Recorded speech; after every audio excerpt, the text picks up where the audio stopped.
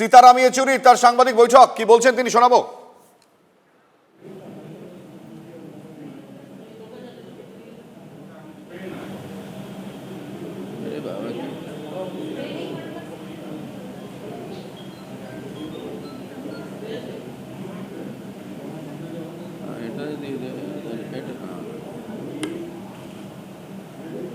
Mask সরিয়ে দেওয়া না মাস্ক সরিয়ে দিত মাস্ক সরিয়ে দিত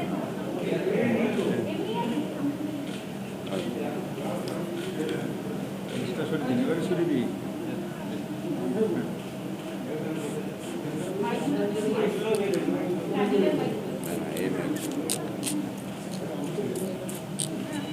Okay. Huh? Now you are feeling better? Well, the first point I wanted to make is the situation in the country is very grave. The COVID mismanagement has reached a level where it is now impossible for India to meet the target of vaccinating all adults in our country with 2 doses by the end of the year. That was the assurance given in an affidavit by the government, central government, to the Supreme Court. But the rate of vaccination has been so tardy and poor. If we have to achieve the target today, every day from today till the 31st of December, more than 1 crore vaccinations have to be given. We just don't have that sort of supplies. Every state is complaining about short supplies. There is nothing that the central government is doing about it.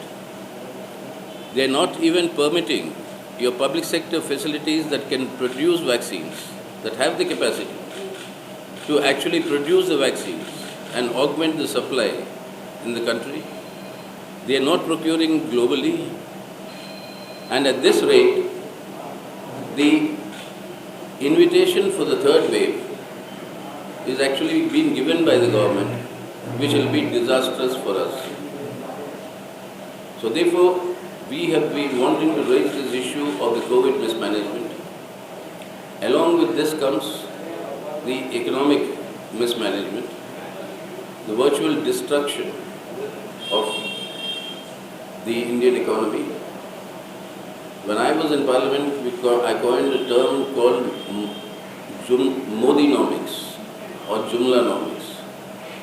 And today the result is deepening recession, GDP growth rate falling, unemployment rising, job losses, salary cuts, on top of it, your price rise and inflation.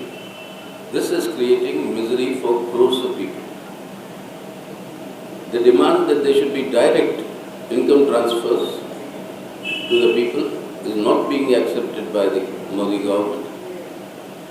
Today, Biden has announced, not today, a little earlier, a stimulus package of $1.9 trillion, and most of it is direct income transfers. European Union has announced a stimulus of $2.2 trillion, and from the European Union budget, that is also directly for income transfers to the people. But in India, we are not doing that. So these problems that are there before the people of the country, that are not being addressed. Neither was the opposition allowed to raise these issues in the parliament the way the parliament session has been completely undermined and destroyed. This is the actual destruction of the Indian parliament, what has happened in this monsoon session. And not allowing a discussion, they say, on the Pegasus. What are we asking? After these revelations have come, the government must answer whether the government of any of its agencies have contracted the Israeli NSO, the world leader in cyber surveillance, whether it has contracted the NSO for the usage of Pegasus military spyware on individuals. The government refuses to answer this question. It has to be accountable to the parliament, but it refuses to be accountable And the result is this entire session has been disrupted. This is not an attack only on the fundamental right of privacy of individuals. This is an attack on democracy itself.